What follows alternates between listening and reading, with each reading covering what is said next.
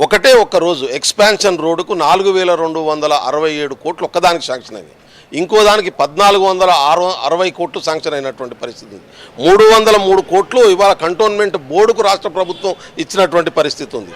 Local development కోసం ఇంకా 300-400 కోట్లు కేటాయించినటువంటి పరిస్థితి ఉంది. ఏ రకంగా చూసినా కేటీఆర్ చేసిన ఛాలెంజ్ 4000 కోట్ల కంటే ఎక్కువ ఇవాళ అక్కడ కేటాయింపులు జరిగింది, అభివృద్ధి జరుగుతుంది. కేటీఆర్ ఎప్పుడు రిజైన్ చేస్తాడో అడగండి. నంబర్ 1. నంబర్ 2 జూబ్లీ హిల్స్ లో మైనారిటీ ఓటు బ్యాంకింగ్ కోసం అడావుడిగా అజారుద్దీన్కి మంత్రి పదవి ఇచ్చింది.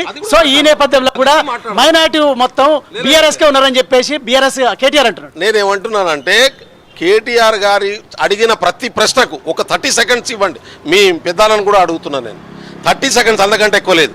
ఇక్కడ కాంగ్రెస్ పార్టీ గెలవడానికి నేనంటున్నా 10 సంవత్సరాలు కేటీఆర్ మున్సిపల్ శాఖ మంత్రి ఉన్నాడు కదా, 10 సంవత్సరాలు ఈయనే పాలించాడు కదా. ఎందుకు ఈ జూబ్లీ హిల్స్ ప్రాంతంలో ఉన్నటువంటి డ్రైనేజీలు పొంగుతున్నటువంటి పరిస్థితి ఉన్నది? నాలాల క్లీనింగ్ ఎందుకు జరగలేదు? ఒక్కరికి కూడా రేషన్ కార్డు ఎందుకు ఇవ్వలేదు? ఒక్కరికి కూడా సన్నబియ్యం ఎందుకు ఇవ్వలేదు?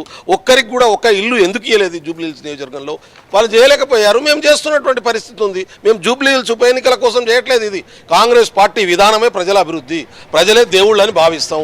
ప్రజలు ఇచ్చేటటువంటి ఓటు మాకు నైవేద్యంతో సమానంగా భావిస్తాం. కాబట్టి జూబ్లీ హిల్స్ ప్రజలు ఇవాళ కాంగ్రెస్ పార్టీతో ఉన్నారు, కాంగ్రెస్ను గెలిపిస్తారు. మైనారిటీలు కాంగ్రెస్ పార్టీతో ఉన్నారు. అజరుద్దీన్ మైనారిటీకి మంత్రివర్గం ఇవ్వడం అనేది, మైనారిటీ కోటాలు ఇవ్వడం అనేది జరుగుతుంది. అదెందుకు కేటీఆర్కు ఇవాళ మండుతుంది నాకు అర్థం కావట్లేదు. ఖచ్చితంగా మేము అభివృద్ధి చేసినప్పుడు ఓట్లు అడుగుతాం, అడగకుంటే